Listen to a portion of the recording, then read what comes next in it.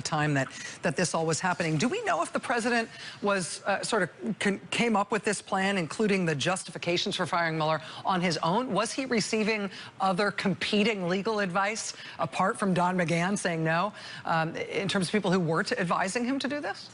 I don't know. I think many times the president believes he's his best spokesman, his best political advisor, and his best lawyer. So I wouldn't be surprised if the president was out there thinking this was a good idea himself. I don't think there were many White House officials that thought this was the best way to proceed with the special counsel to get rid of him. I don't think that they thought that that would be a measure that would help the president. And I've yet to find anyone in the White House or elsewhere that thought that that was a good idea. Michael, one last question for you. I'm struck by the timing, the wording in the second paragraph in your piece. It says this West Wing confrontation marks the first time Mr. Trump is known to have tried to fire the special counsel.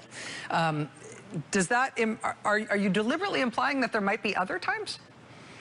No, it's just the first time. And as journalists in this story, especially when we learn about something for the first time, we like to note it and say, you know, this is the first time about this or whatever.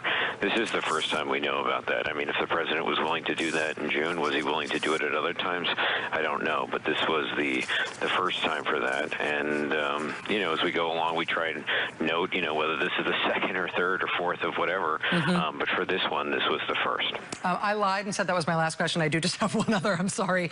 Whatever you want. In terms of Don McGahn as the central figure in this story, other than the president, there has been a lot of reporting recently, as we were just discussing, about McGahn's role in these key moments in this scandal, particularly around obstruction of justice issues and these key firings, Michael Flynn, James Comey, now this attempted firing of Robert Mueller.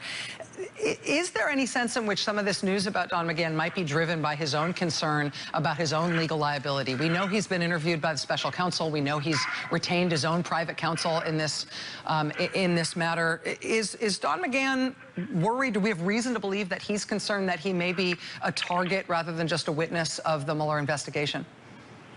I've seen no indication that McGahn himself is under investigation in this.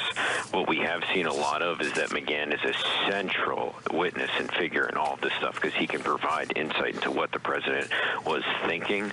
From a story perspective, I find McGahn's position incredibly interesting because this is a skilled Washington lawyer who had to take the whims of a president